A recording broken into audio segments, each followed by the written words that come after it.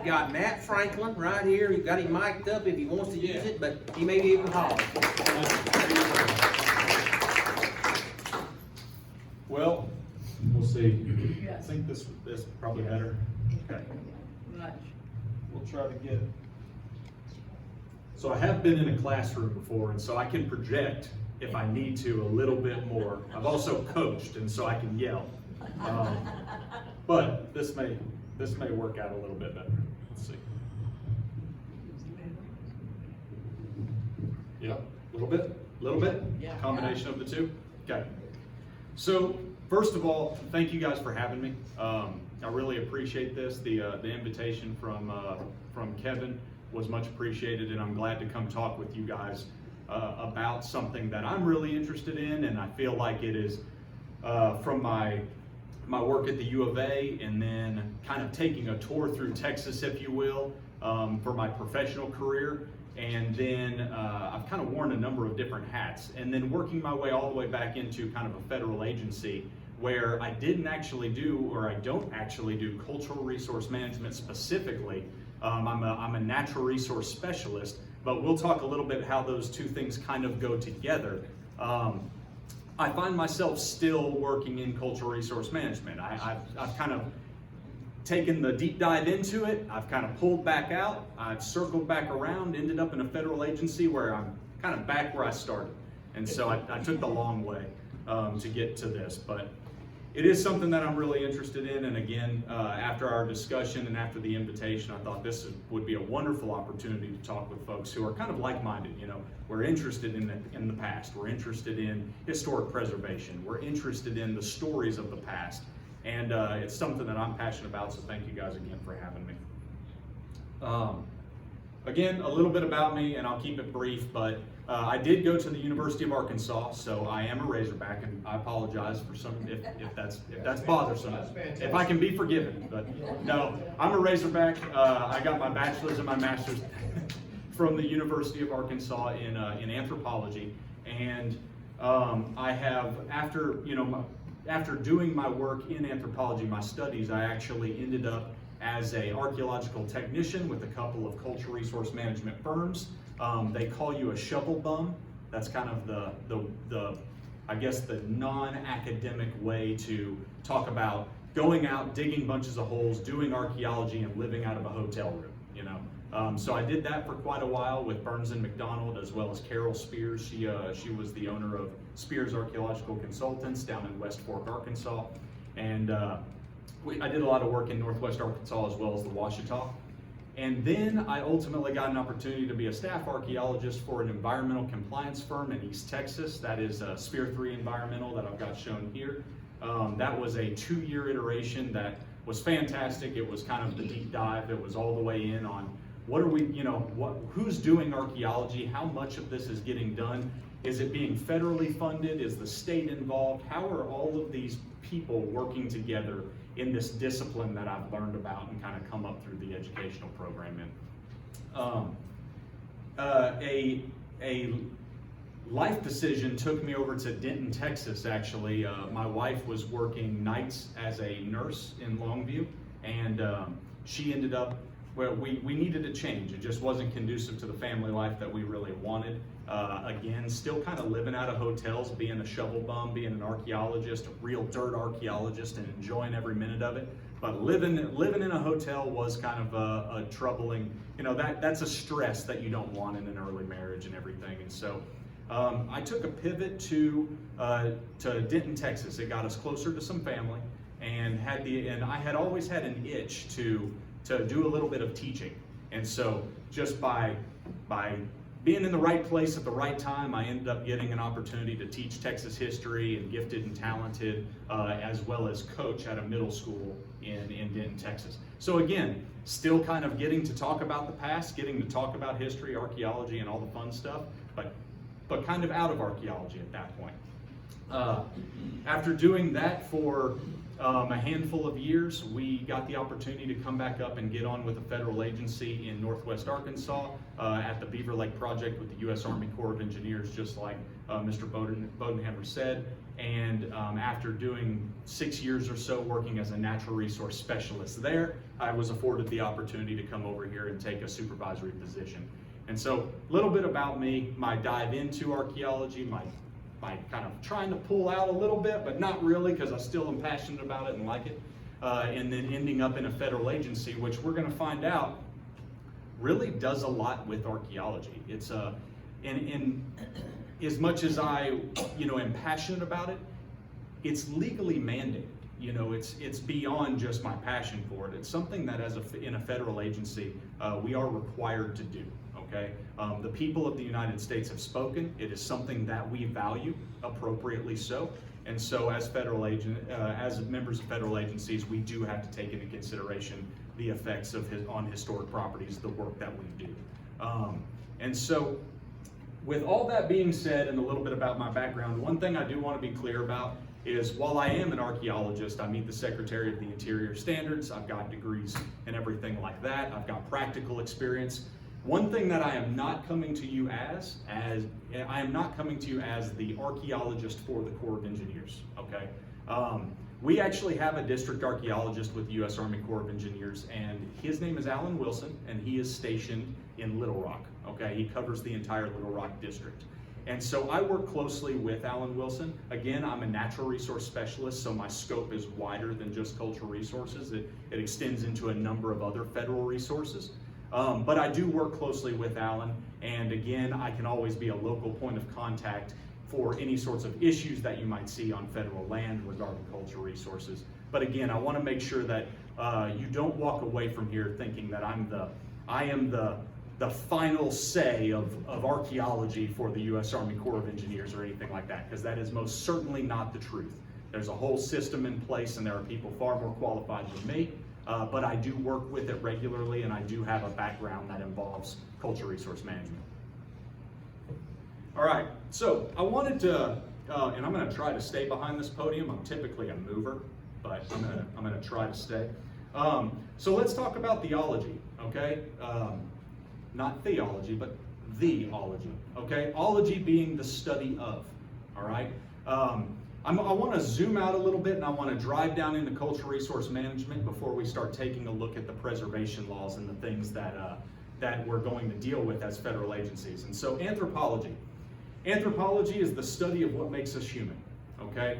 Ology being the study of, anthro being human, okay? It is an incredibly diverse field. It is a 30,000-foot view type of field, okay? Some folks in here probably know a little bit about anthropology because I'm getting some laughs at how diverse this discipline is and how wide scoping it is. But the discipline is built on a wide body of knowledge, okay? And so social sciences, biological sciences, humanities, physical sciences, all of those different approaches are encompassed in the study of what makes us human. Anthropologists get the opportunity to take a look, they get to pick from all of the different disciplines that involve humans and the study of humans, and basically pool it into a discipline that actually can help us learn about where we've come from, where we are, and maybe where we're going, okay? Now, the four primary subfields of anthropology, because again, we're going to try to drill down on archaeology and cultural resource management. The four primary subfields that you have in anthropology are cultural anthropology, biological anthropology, archaeology, which is the one that we're going to talk a little bit more about, and then linguistics. Again, so cultural anthropology is just as it indicates. We're talking about the study of cultures and how people operate on the landscape and how they interact and how they build societies. Biological anthropology, we talk about our human past, how we got here, human evolution, primate studies, a variety of different things fit within that biological anthropology category. Linguistics fits pretty closely with cultural anthropology, as obviously the way that we communicate and interact and the way that languages relate to one another may be able to tell us something about our human past. And then finally, archaeology. Okay, archaeology is the subfield in which cultural anthropology resides, and archaeology is the study of material culture in order to assess the human past. Okay. Got a picture here. We've got a National Park Service archaeologist doing some work out across a ridge top. And then we've got actually from the Arkansas Archaeological Survey's website, kind of an overview of some phase 3 in Van Winkle's Mill, which is over in northwest Arkansas. So archaeology is again the study of the human past through material culture. It's an effort to gain a broad and comprehensive understanding of human culture through physical remains. And it in and of itself is a diverse field. And so we're basically peeling back these, this onion, if you will, layers and layers to drill down into these subfields. But that's kind of the beauty of the discipline, is that really, whether it's cultural resource management, which is where we're headed, or anthropology, there's a huge pool of information out there that is really focused on the study of humankind that can all be drawn from in order for us to learn, okay? Again, archaeology, which is where we're going to focus, it is a diverse field. Bioarchaeology, the study of human remains. Human remains can tell you an incredible amount, right? It can tell you about stressors. It can tell you about diets. It can talk about growth rates. It can talk about, the skeletons themselves can talk about, or can express different sorts of events that may have happened to a population in the past. And so bioarchaeology is one of the diverse subfields that we have within archaeology. Ethnobotany, of course, is looking at all of the plant remains and studying kind of what you might find at a site and how are humans, what are humans consuming, what are we using, what kind of things did they have around. When we start talking about agriculture or we start talking about hunter-gatherer societies, how do those interplay with one another? And paleoethnobotany is a good way to study that and focus on that. Again, these subfields too, people will spend their entire careers diving off into one subfield, and it's really fascinating. And again, I can't speak too deep on all of them because there are folks who are just very, very knowledgeable about each of these subfields. Lithic studies, all right? Folks who focus entirely on stone tools and materials that are made out of stone. Of course, we've got pictures here. You guys are probably pretty familiar, certainly in the Ozarks with chert, in the Ouachita and the vaculite. Certainly in Arkansas is a very special material that stone tools were made out of. But there, you can tell a lot about a prehistoric population or even a protohistoric population by some of the tools that are left behind and the way that they're flaked, the way that they're organized, and the context in which they're laid out in an archaeological site. And so folks do study lithics. That's a fancy word for stone tools. Of course, there's underwater archaeology, which is the farthest thing from what I am. I would love to do it. Probably scare me to death. I'm not a scuba diver or anything like that. I'd like to stay surface level on the water. And then zooarchaeology, where zooarchaeology is a good opposite for paleoethnobotany, where instead of talking about the floral remains that you might find at an archaeological site, we're going to talk about the animals or the faunal remains that you might find at a site. All of these folks can come together to really help with the analysis of an archaeological site. And then finally, cultural resource management, which is what we are here to talk about today, right? We're drilling all the way down into cultural resource management. So basically, in a nutshell, it's about researching to identify, evaluate, and document archaeological sites or cultural resources, plan to ensure that the information is integrated into management processes and make decisions, and then also be stewards of public land. So what you're going to find with cultural resource management is it is a managerial planning and kind of protection type view of cultural resources, archaeological sites and different things like that. It is not, a lot of the specialties that we just looked at would be things that cultural resource managers or archaeologists who are working in the cultural resource compliance field would draw from in order to identify whether a site might be significant or something like that. And this is all great, but what is a cultural resource? That's a good place to start because we may not all have a good understanding of what really is a cultural resource. And so I've got some stuff up here. We've got some of the things that you might be familiar with, pieces of pottery, bone tools, stone tools. if we're really lucky and fortunate, which most of this stuff is gone, but if you're dealing with cordage or you know, the types of materials that really start to disintegrate and disappear in our environments, if you can find some of that stuff, it can really tell you a whole bunch about what was going on. Some of the things that come to mind and some of the things that we actually have regionally as well as over in Northwest Arkansas would be bluff shelter sites. If you guys are familiar with bluff shelter sites, they're an incredibly important incredibly important type of archaeological resource here in here in Arkansas. And in Northwest Arkansas, there's a tremendous amount.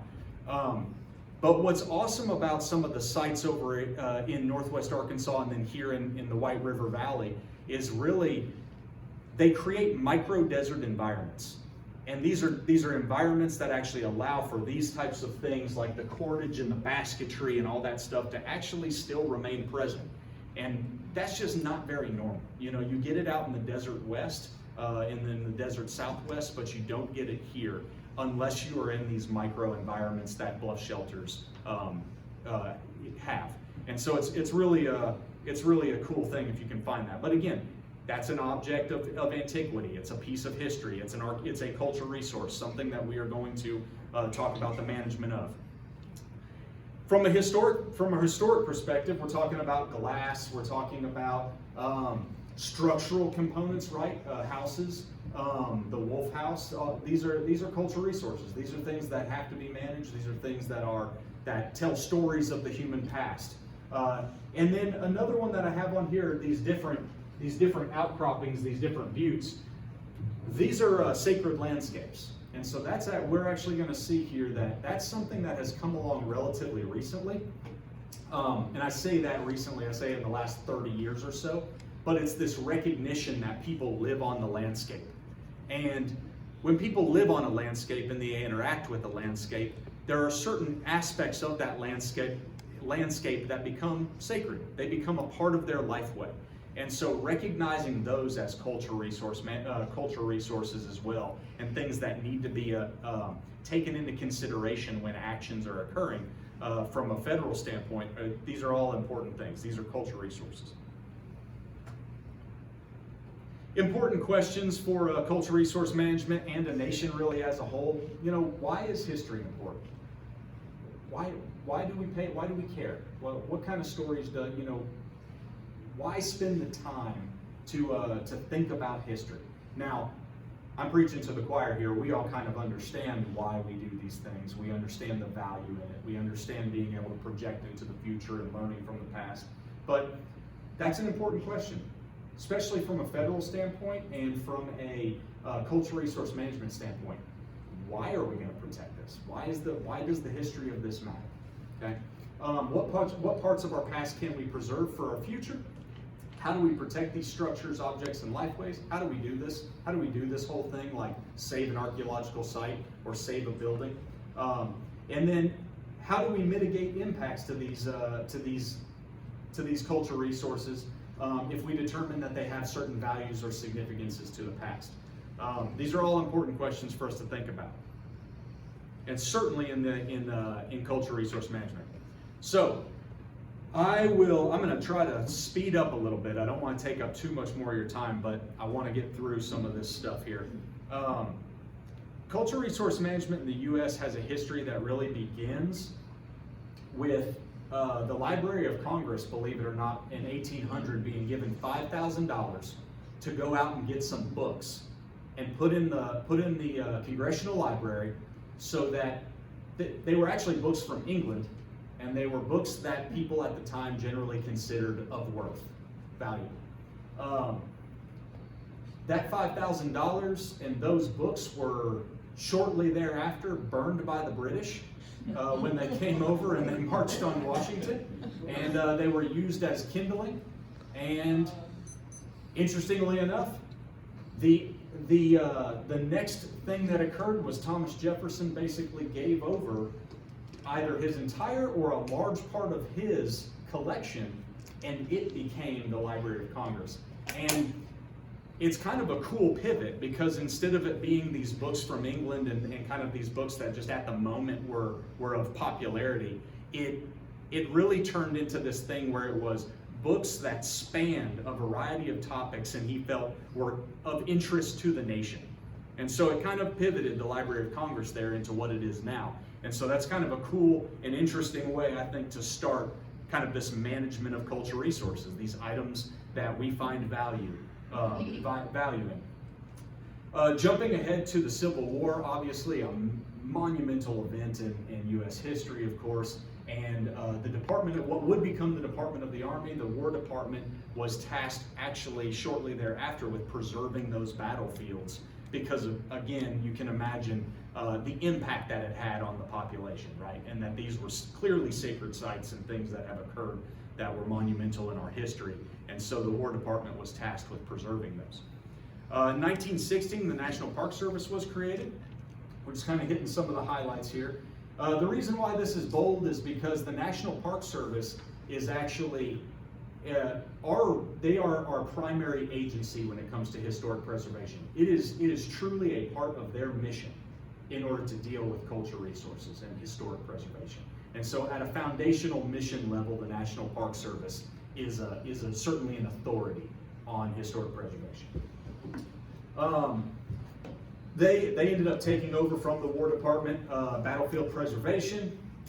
As we progressed through American history, through the Depression, through World War II, what was happening is there was a tremendous amount of growth and expansion that was happening in the United States. And people began to observe that things were disappearing. Things were getting run through, things were getting run over. Specifically the Highway Department, as well as some of these reservoirs that we have, all right? Beginning with the TVA over in the east, and then in a later iteration with what we have here at the White River. As these things were happening, all sorts of legislation started coming out about, hey, we're covering up archaeological sites. We're bulldozing through things to create the highway system. We need to take into consideration our impacts. We need to start figuring out how to deal with these issues. So the 1960 Reservoir Salvage Act and the River Basin Survey Program, that was a big push in order to get ahead of the inundation for these reservoirs that we have, and to really collect as much information as possible. It truly was salvage work.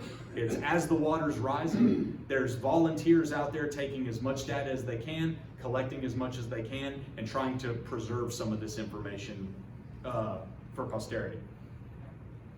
And then generally as we move into the modern era, and I know that cutting off at kind of post-World War II all the way till today is quite a scope, but what we've seen is we've really seen cultural resource management pair very well with the environmental movement. And so kind of circling back to what I was saying, I'm a natural resource specialist. The term cultural resource management is a parallel, and it is something that archaeologists and historic preservationists actually created to try to jump in with natural resource management. They could see the environmental moving in a direction where we're talking about preserving, protecting, and keeping these things safe. And cultural resource management was a way to basically align cultural resources and this preservation mode of historic properties and cultural resources, along with this movement that was kind of really flourishing. Okay, and again, they're paired to this day, right? As a natural resource specialist with the Corps, I do get involved in cultural resource management. It's just that is part of our job. It's part of our mission, and as managers on federal agencies, we have to deal with them. It is part of it, and there's legislation that indicates that we will. So, our preservation laws, as we transition into law, can really kind of be categorized into three primary pillars here. Laws that are going to work on protection, laws that are going to indicate that we need to plan, and then there's going to be laws that are really Native American focused. Okay, those are kind of the three categories that you could chunk preservation law into. And so, dating all the way back to 1906 with the Antiquities Act, we indicated, as a people through legislation, we indicated that these things have some value and that people should not be digging on federal land. All right?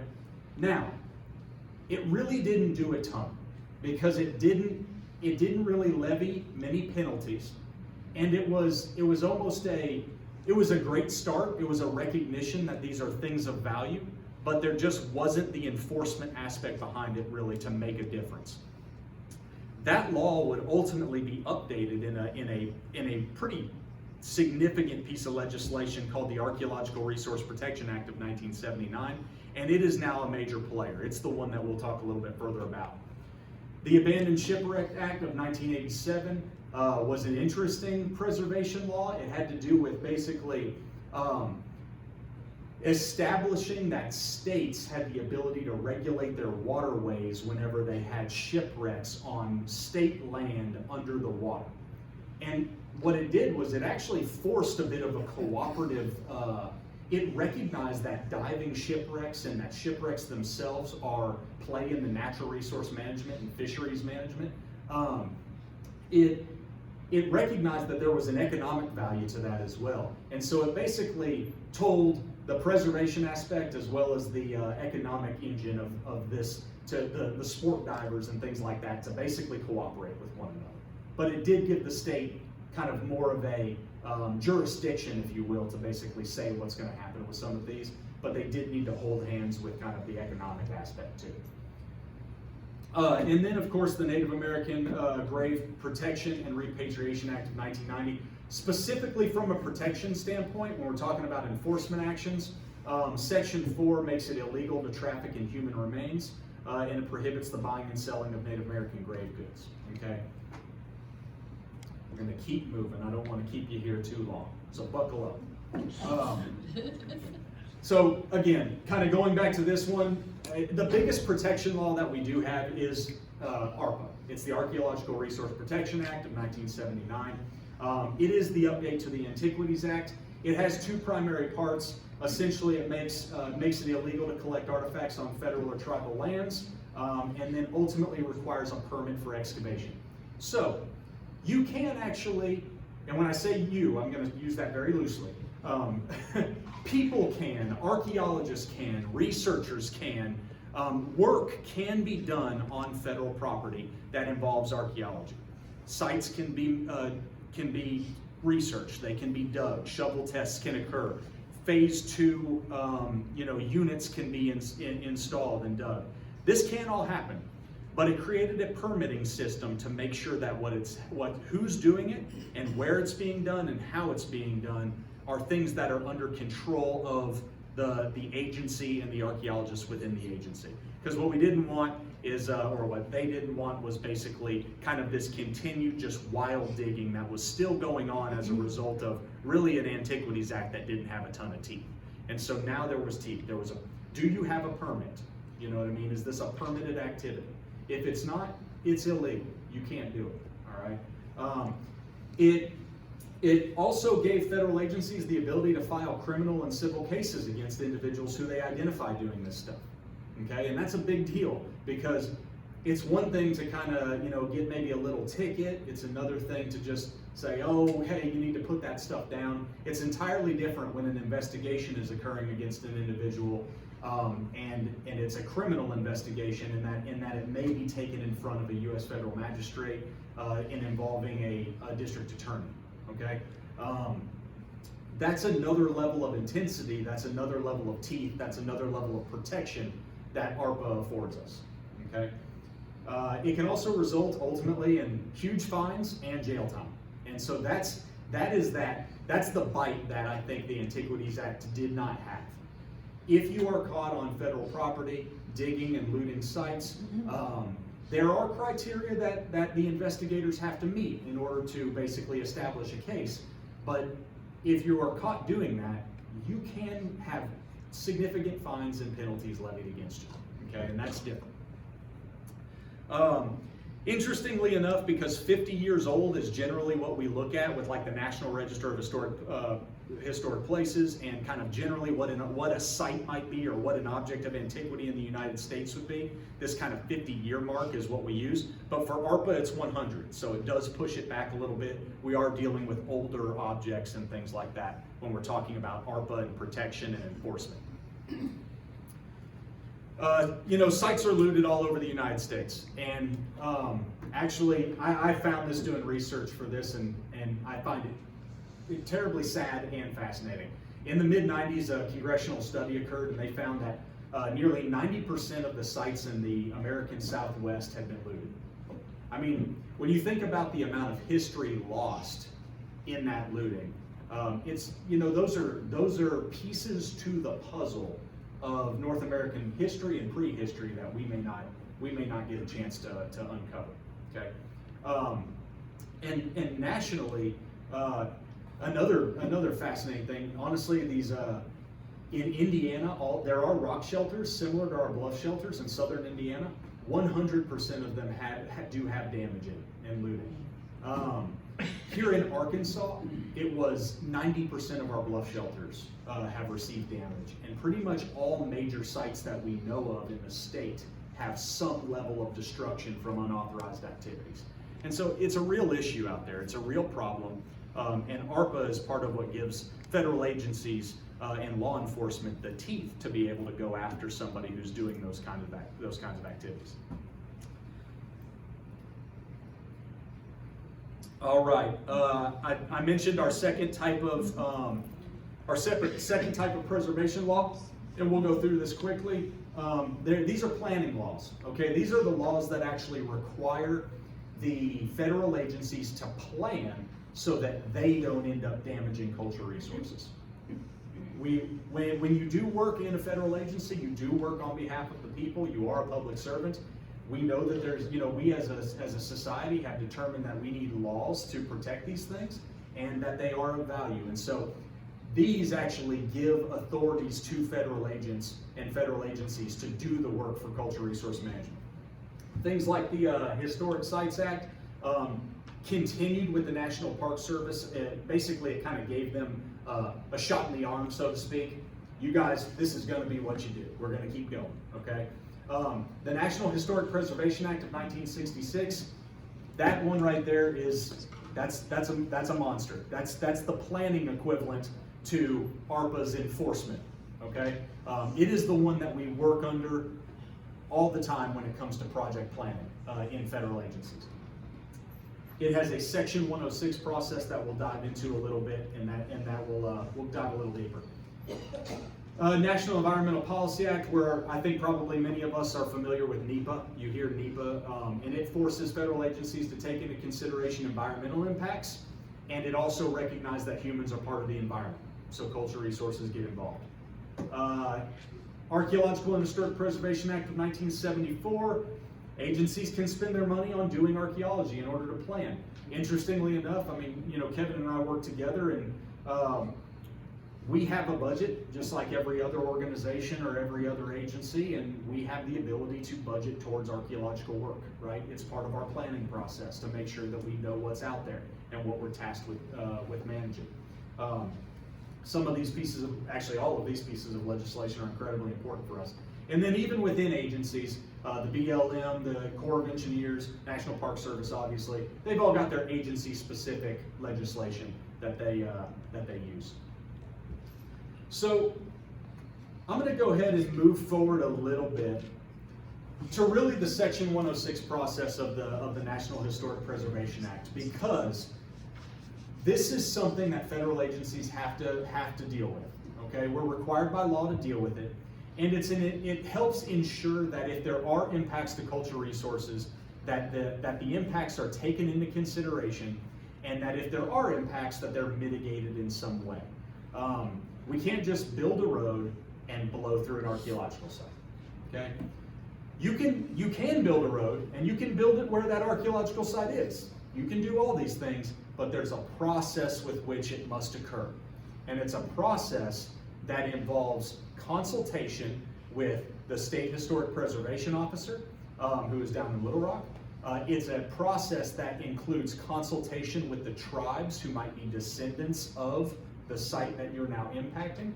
It's a process that involves public involvement, especially if there's mitigative components. And so it really establishes this roadmap of, are you going to do things? Yes. Are they going to impact archaeological sites? We don't know. Okay, call up the archaeologists and let's do a cultural resource survey. We've got archaeological sites. Awesome. Let's figure out whether they're significant or not. Do they potentially have intact deposits that might be able to tell us something about the past? And if we blow through this thing, it's going to be a huge problem. Does it meet a certain level of criteria that this law, the National Historic Preservation Act, dictates that we need to consider, right? Is it associated with, is this site that you're talking about blowing through, is it associated with an event, a special event, a significant event? How about a person? Does it have some sort of special architectural work, like it's designed by a master of that particular work, or does it have the information potential? This process forces us to take all of that into consideration and then make determinations on what our next steps are going to be. Can we move the road? Can we cover something? Can we actually excavate something and glean the information out of it that we need, and then still put the road in? Can we record the object, the structure? What can we do that to an extent that's going to preserve that information for future generations in the Library of Congress, actually, believe it or not? Are we going to preserve a site, an object, a structure forever?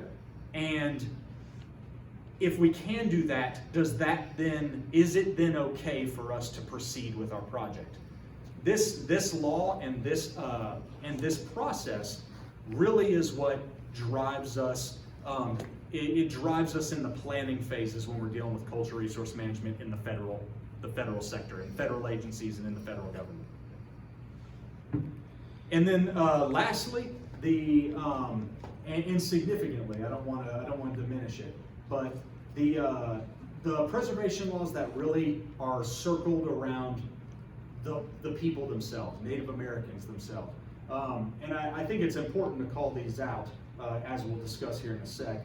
But the American Indian Religious Freedom Act of 1976 gave Native American groups the right to perform religious rites, and it also guaranteed them the access to these sacred sites so that they could perform them. Sometimes, it's fine to say that you can do something, but if you can never get someplace, it's a problem. But if you have access to these protected sites, if you have access to sites of significance, then you can perform the necessary religious rites that you might have.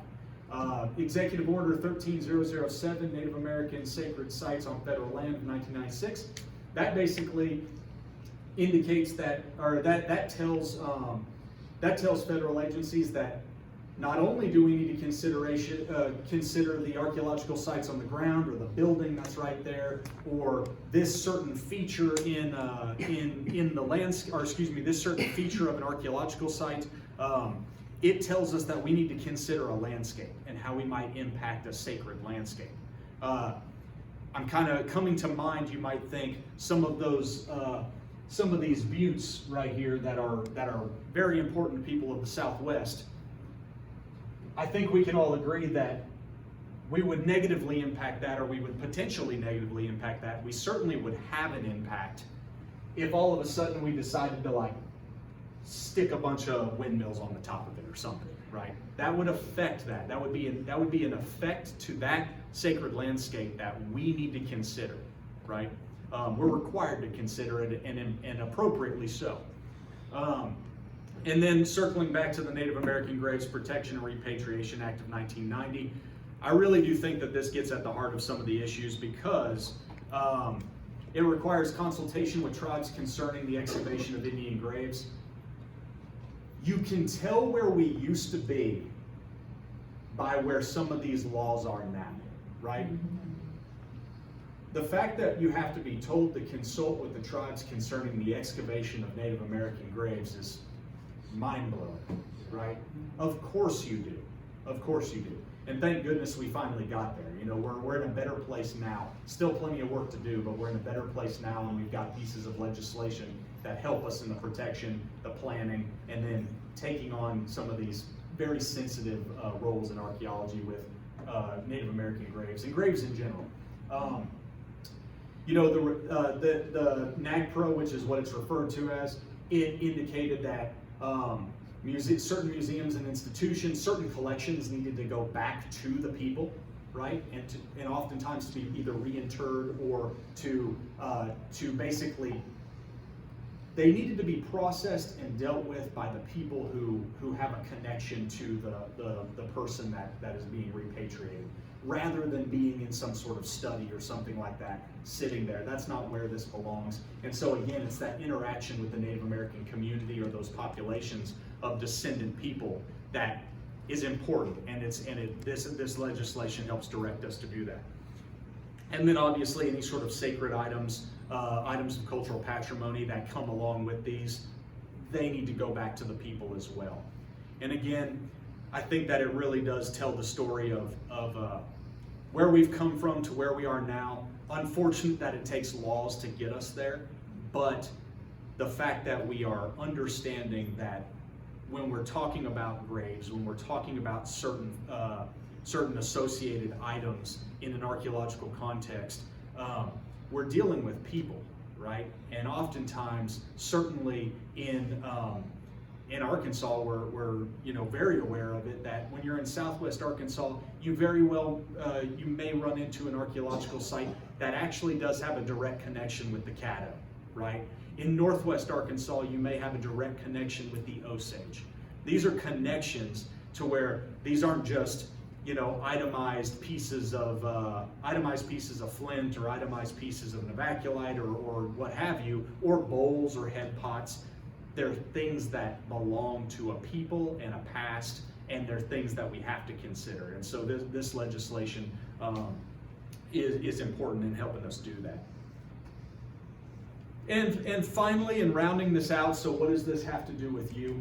Well, this is our past. It's our nation's heritage. It's our heritage. It's probably members of our community may even have more of a direct connection to it than some of us.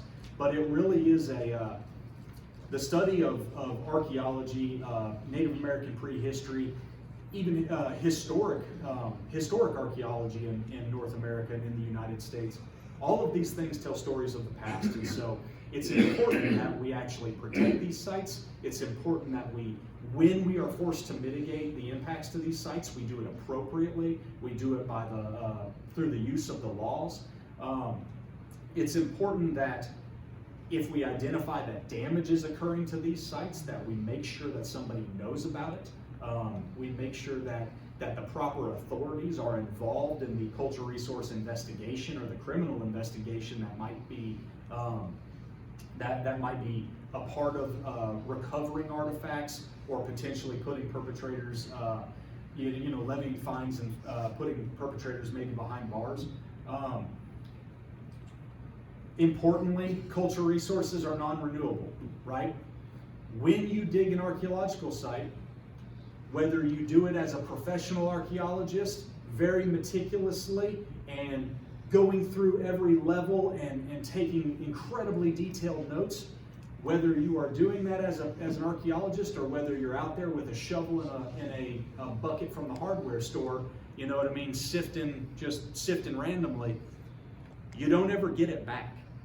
Once it's out of the ground, once it's out of its context, once it's out of its association with the other things in that landscape, it's gone.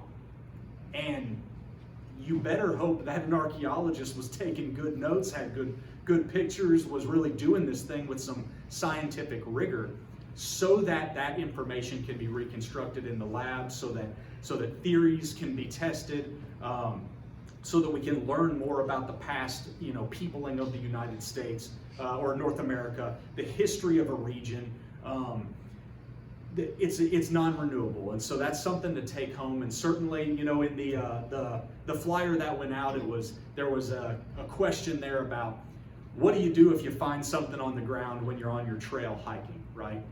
And so coming all the way back to that, Some of the things that we can do is we can definitely take notes. You know, you don't have to be an archaeologist to take notes, to basically say, I found it on a trail. First of all, leave it, all right? We would ask you to leave it, certainly on federal property. All of the legislation that I'm talking to now, with the exception of graves, is for federally owned property. Graves are different. Graves actually can, you know, messing with graves can transition across into private property. And so that's, again, these are things that we should kind of intuitively know and understand, but it is worth saying. But leave these items when you find them. Inform archaeologists. We have them locally within the community. If it's a part of a federal agency, talk to all of these federal agencies have archaeologists. They're required to. It's part of these laws that we've kind of just briefly covered here. Contact them. I can tell you I'm contacted as a natural resource specialist. I'm contacted when things are occurring on public land. And we go out and we investigate, and we kind of work towards resolution of an issue. Or is it even an issue? You know, sometimes we get calls on things and they turn out to not be something. Sometimes they are, and we do have to go through all of these ARPA processes and everything like that.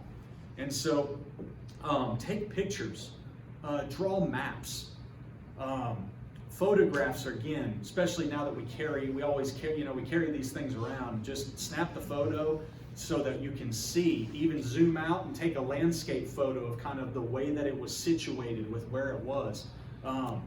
These are all things that you can do as a private citizen, utilizing the land, walking through it, experiencing it when you come upon maybe a cultural resource that needs to be considered, or a site that is out in the landscape. All right. And again, if you see something, document and say something. If you go out and you find, you know, you're walking down a trail and there's a bluff shelter, and all of a sudden you just see it pockmarked with holes everywhere. You know, you may give that landowner or that federal agency or that state agency, give them a call and let them know if they're just aware of it. Let them know that it's going on. Because again, once that material is gone, it's gone. And we can't piece back the archaeological site in order to learn from it. So, of course, and again, I am preaching to the choir here, volunteering. I've heard you guys, you know, y'all spent the first part of your minutes here talking about opportunities to volunteer. You know, public education, again, things that you guys do here. Those are wonderful efforts. One of the things that, and I'll go ahead and come back here to basically getting involved. There's agencies and organizations out there, some of which you guys are currently involved, currently a part of, others which you are, you know, adjacent to. Do we have any members of the Archaeological Society here, the Three Rivers Society? Okay, awesome. So that's the local chapter, right, of the Arkansas Archaeological Society, and that is the attachment to the Arkansas Archaeological Survey. These are wonderful organizations of people who are pretty well versed in this material. They go out and they perform digs right along, either they are archaeologists themselves or they perform digs right alongside professional archaeologists. They're skilled in the methodology of how to excavate sites and how to do this thing appropriately. And they probably are a good group of folks to go to if you see something that might be out of place or something that needs to be considered by either a federal agency or a state agency or something like that. And so there's another program that they had when I was back in college called the Site Stewardship Program. And I don't know if it's still in existence, but it was a fantastic program where we actually had sites that were, they were sites of significance. They were important sites to Arkansas history and or prehistory, and members of the society or members of the survey would actually kind of, I don't want to use the word patrol, but they would frequent them or swing through and perform just a general site analysis. Kind of, hey, what was going on with it? Is it still there? Do we have damage? Get some updated photos. Some of that stuff can get into the site record. And it's a great way to volunteer and to help and have a positive impact on cultural resources, cultural resource management, and then help protect our history, right? Which is a lot of why we're here and what we want to do. And I don't want to take any more of your time. I know that we've been going for a while, but that's all I have for you. again, I don't come to you as a member of the Corps of Engineers today, but I certainly am somebody at the Corps of Engineers who you can definitely call. You can reach out through Kevin. If you see something going on federal property, I can certainly get you in contact with our appropriate authorities and be a part of that investigation as well. So, yes, sir. Are there any Section 106 protected sites in this general area? So, I am sure of it. I don't know the answer specifically to that question, but I am sure of it because the criteria that you're going to have to, the significance that is going to, you're going to judge whether something is protected on is going to be, is it potentially eligible for the National Register of Historic Places? And all sites are afforded that eligibility until proven otherwise. And so when we go out, like again, I'll use an example from a federal agency. If we go out and we're going to put a road that we're going to, a road wants to come across public property, or we're going to go cut a road in on the landscape. If we identify archaeological sites out there, until we are told and until they are indicated as not eligible for inclusion in the National Register of Historic Places, we must consider them as eligible, right?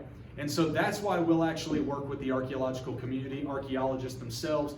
Contract archaeologists will come in, they'll perform phase 1 and phase 2 and sometimes even phase 3 when we're going to full scale mitigation.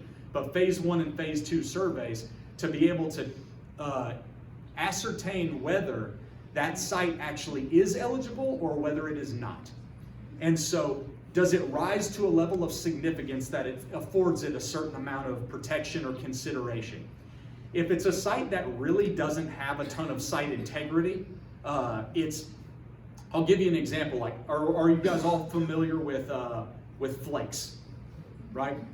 So you could have flakes on a field that has 3 feet, 1 meter's worth of soil. There's a great chance that when you dig those holes and you find flakes in all the different strata and all the different proveniences, you're probably dealing with a site that has good information in it and has integrity. It has context. It's undisturbed to a certain extent and can potentially tell us about the past. If you go to the same type of site and it has no soil underneath it because it's all been eroded and deflated, there's nothing there telling you anything other than just some broken up flakes, that's probably not a site that's going to have the level of integrity that's going to make that lithic scatter, that stone chip scatter, eligible for the register of eligible for national inclusion in the historic place. And so the register, and with that determination of not eligible, the federal agency would be allowed to take more intrusive measures into that routing of the road and potentially impact it to more of a degree. Okay, and so the best place to start would be to look at which sites are actually on the National Register of Historic Places currently, like in Bachelor County or in the region, and that might be a helpful place to start. Yes, ma'am. Have you found any artifacts locally, like around the lakes, that you've discovered? So yeah, absolutely. So we typically, what I find is prehistoric. Native American. Most of the time it's lithic. However, occasionally you do find old stone walls, or you find foundations. Basically, early farmsteads or early homesteads, that folks who were first into the Ozarks or early into the region, you'll find that stuff. You'll stumble across it, like old root cellars and things like that, and they're afforded the same.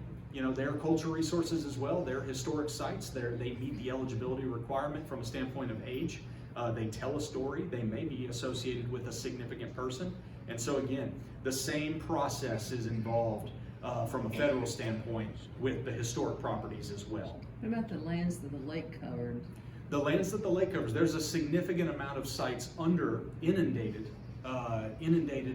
under the water. And that's true for all of our sites, and actually pretty much all dams, all reservoirs created through the damming process.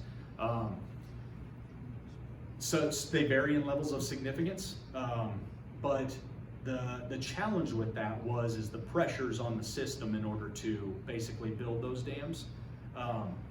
Those were going to happen, and those took precedent. And so that's where you do see kind of the Reservoir Salvage Act come into play, where folks were being basically brought on just, hey, we're gonna all run through this cove, you know, as the water's rising, so to speak, and we're gonna try to collect information about the past. And so I've seen the stuff over at Beaver more than I have here in the two reservoirs, because I'm relatively new here with North Fork and Bull Shoals. But you know, at Beaver, they tell stories of literally the water rising, and a lot of the stuff is, you can tell that the rigor with which they were collecting artifacts was not the best, because they had to do it. It was just communities came together, went through the areas that they knew would be underwater, and they collected as much as they could, and they drew sketches of what they thought they saw, and they got out of there, and now they're under the lake. Wow. And so on the one hand, it's terribly sad because it's going to be a real challenge to ever glean the information. On the other hand, sometimes it's nice that those sites they're inundated, they're protected to a certain level. It may not be the type of protection that we might want, but they are protected under 100 foot of water, and they're not being looted, you know. And so those are the considerations to take. But yeah, we do come across lithic scatters and remnants of historic homesteads and stuff when we're out doing work for natural resource management. So, and we also do, you know, we have budget packages that allow for cultural resource management as well, because that is part of that planning process with the National Historic Preservation Act is for us to inventory our land, inventory the land under our fee. Our fee-owned land, and basically make sure that we have a decent understanding of what we have so that we can manage it. Yes, ma'am. What's the neatest thing you've ever found? The neatest thing, I'll give you two things. The neatest thing that I've actually ever found was really pottery. Just not something that a lot of phase one archaeology, you know, when you're following either way back when I was doing cultural work for Sphere 3 Environmental or in my previous days kind of shovel bumming it, like, you don't always hit a good archaeological site where all of a sudden you're like, oh my gosh, I've got fragments of pottery coming out of my shovel tests. You know, this is phenomenal. And it's just positives. Everywhere you go, you're getting positive shovel tests. And then you're able to delineate even within a site what might be going on, and really get to the point where you could call for what would be called a phase 2, which you're probably aware of, but a phase 2 where you can start doing some testing and things like that. So pottery is always, to me, the coolest. When it's just shocking, you know. But I have a real affinity for Ozark Bluff shelters. It's just the micro-desert environment, the information that they hold, the fact that they also oftentimes double as burial sites.